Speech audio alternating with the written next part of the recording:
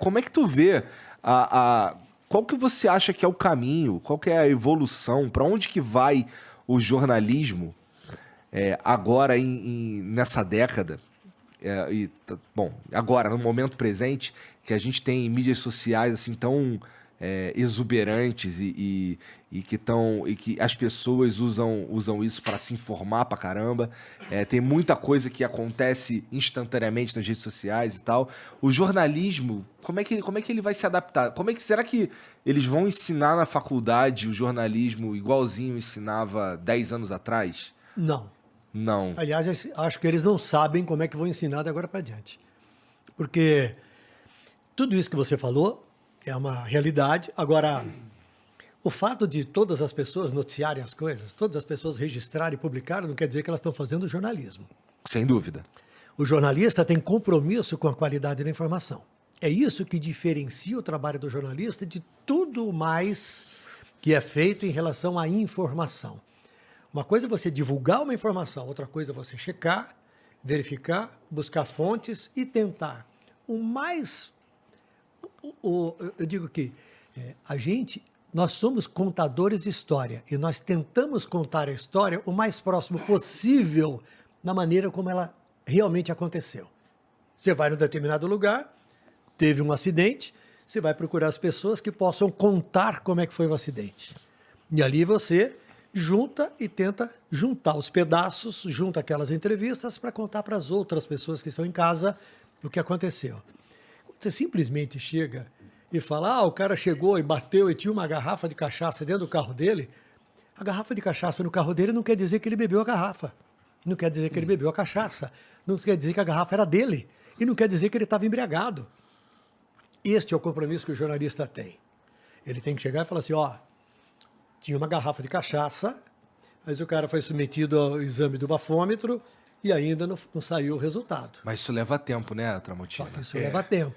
E quando você pega, então... O cara que vai na rede social quer publicar logo a garrafa de cachaça. Isso, ele começa com a imagem da garrafa de cachaça. É. E o velocímetro que trava a 200 km por hora?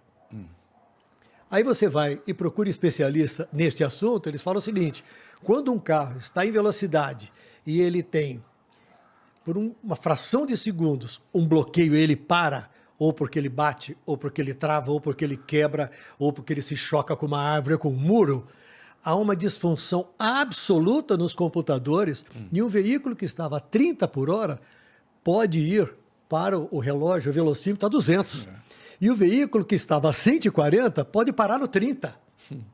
Agora você tem que conhecer isso, porque senão você vai fazer bobagem e vai destruir o motorista que talvez não seja um criminoso, não seja um irresponsável. Sim. É isso que diferencia o trabalho do jornalista com aquilo que milhões de pessoas a todo instante fazem, que é publicar informação.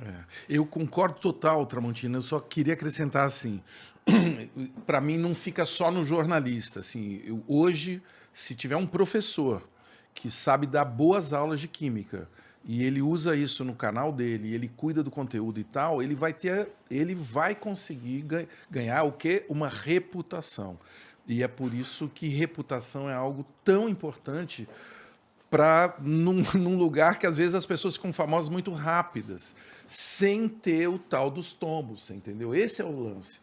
Se você é um professor, se você é um comunicador mesmo, se você é um cientista, ou se você é um interessado... Lá na Cultura eu entrevistei um menino do História Preta, um menino incrível, que tem um podcast, ele era militar da Marinha, e ficou fazendo um podcast sobre racismo e ninguém sabia que era ele. Até o dia que ele entrevistou o Emicida, e aí ele teve que sair da Marinha e tal. É um garoto que se interessou por história, entendeu? O Thiago André. Um cara da Baixada Fluminense. Ele pegou, criou esse podcast e hoje é o veículo dele, né? Era um sargento da Marinha, né? Ele não é jornalista, ele não é professor. Aliás, ele fez história. Ele se interessou por história, cursou história. Então, para mim, não é só o jornalista. O jornalista, eu amo jornalismo, né? Eu inclusive, sou jornalista, tenho o maior orgulho disso. Agora, o jornalista, ele já se confundiu com o padre, com o médico da cidade. Era o cara que sabia tudo, que era o dono da verdade. Isso sempre me incomodou no jornalismo. O jornalista não é o dono da verdade. Não, nunca foi. Nunca, mas muitos acreditam que são. Ah, muitos. Você concorda? Muitos se acham. Você O que você está falando, Muitos. A maneira que você descreve o jornalista eu observo que tem uns que se intitulam jornalistas, mas não o são, porque eles não se enquadram no que você está descrevendo como jornalista, que eu concordo que deveria ser o jornalista ideal. Mas, pô, Você vai falar nomes? Pô, eu nem sei nomes, para ser sincero, mas eu vejo a maneira... A produção tá me pedindo para nomes. você entregar nomes para aumentar a audiência. Tá. Mas, pô, por exemplo, Nossa, se a gente tá falando sobre... se a gente estiver falando... Se tiver uma notícia sobre um fato político, ou qualquer coisa do tipo, eu considero raro histórias que vão parar até em portais que estão preocupadas somente com a verdade e não em entregar um viés político ou uma agenda que vai enfiando ali e moldando a opinião pública, sabe? E eu considero isso uma falha brutal, assim, ela é até meio desonesta, na minha opinião, quando a gente está falando sobre até destruição de reputação, assim, que são coisas que a maneira que aquela notícia vem ao mundo, ela é meio filha da puta, sabe? Assim, a manchete, ela é meio arrombada. E assim, a gente tá numa época que, infelizmente, as pessoas não leem mais a porra da matéria. Eles leem a manchete e acabou. Né? Então, pô, pra você ter uma ideia, voltando mais uma vez aqui pro que aconteceu com a gente, pô, de vez em quando são as matérias, o Monark fala algum bagulho no Twitter, e, porra, a foto que tem lá do Monark no Twitter é ele assim do lado do bagulho do Flow, tá ligado? Pô, ele já não faz parte do Flow desde fevereiro, desde dia 9 de fevereiro, tá ligado? E até hoje, outro dia, o Globo noticia uns bagulho assim.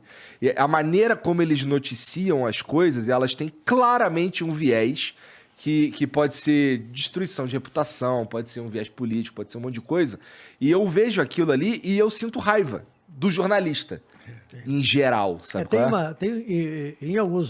Em algumas situações, em alguns momentos, em alguns lugares, você vê o jornalista assumindo papéis o repórter assumindo papéis que não é dele. É verdade. Que não são dele, né? Ele está ali para contar para as pessoas o que aconteceu e aí ele dá um tom, ele usa certas palavras que induzem a uma coisa ou a outra coisa, né?